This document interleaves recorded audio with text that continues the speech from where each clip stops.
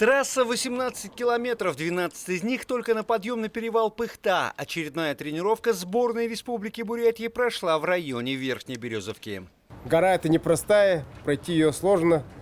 Ну а те, которые молодые школьники, они до вершины не побегут, они побегут где-то до 20 километра.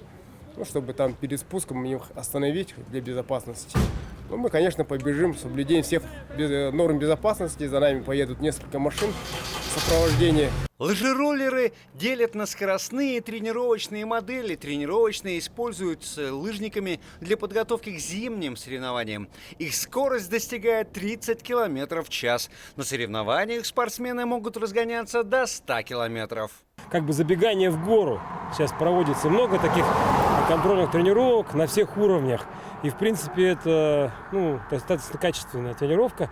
Ну, ее надо проводить как раз где-то ближе вот к осени, как сейчас. В принципе, нормально. Эффект хороший, польза есть. Летние лыжи, лыжероллеры или роликовые лыжи, они короче зимних лыж, но очень похожи на них, за исключением, что едут на колесах. Отметим, что в 1985 году в Европе была создана лыжероллерная федерация, а в 1988 прошел чемпионат Европы в Голландии.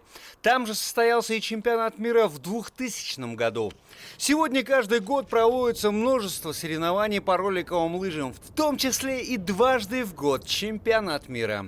Самое трудное у спортсменов – не сказать себе «все, мне тяжело, я схожу». Самое главное – дотерпеть до конца и думать, что другим тоже тяжело, и надо это преодолеть. Это основной принцип выносливости.